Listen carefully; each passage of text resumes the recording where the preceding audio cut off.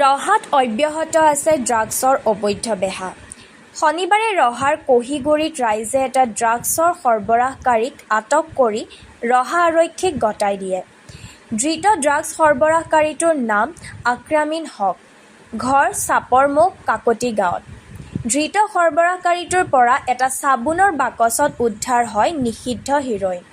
লগতে উদ্ধাৰ হয় শতাধিক খালী কণ্টেইনাৰ। হিৰোইনখিনিৰ বজাৰৰ মূল্য লক্ষাধিক টকা বুলি জানিব পৰা গৈছে। জানিব পৰা মতে সৰবৰাহকাৰীটোৱে ৰহাৰ ফুলগুৰিত এজন লোকৰ পৰা হিৰোইনখিনি লৈ AS02L2895 নম্বৰৰ বাইকেৰে এটা ভিতৰুৱা পথেৰে আহি থাকোঁতে হঠাতে বাইকখন বেয়া হয়। পিছত স্থানীয় লোকে সোধ-পোছ কৰোঁতে ড্ৰাগছৰ সৰবৰাহৰ কথা পোহৰলৈ আহে। পিছত সৰবৰাহকাৰীটোক ৰহা আৰক্ষীক গতাই দিয়ে। সৰবৰাহকাৰীটোৱে হিৰোইনখিনি কাকতি গাঁৱৰ জনৈক ইষ্টাজুল হকক দিবলৈ লৈ আনিছিল বুলি স্বীকাৰ কৰিছে। আৰক্ষীয়ে অধিক তথ্যৰ বাবে আক্ৰামিনক জেৰা অব্যাহত ৰাখিছে।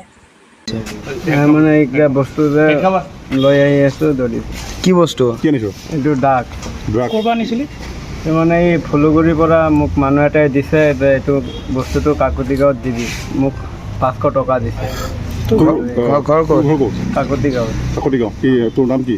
আক্ৰামিন হক। মানে এইবাৰ ইয়াৰ আগতে কৰিছ নে আজি প্ৰথম কৰিছ? নাই, আজি প্ৰথম। কাক দিবলৈ কৈছিলে? ইষ্টাবিল হক, তাৰ ঘৰ ক'ত? সেই ঘৰৰ কাকতি গাঁৱত। তই চিনি পাওঁ? অঁ।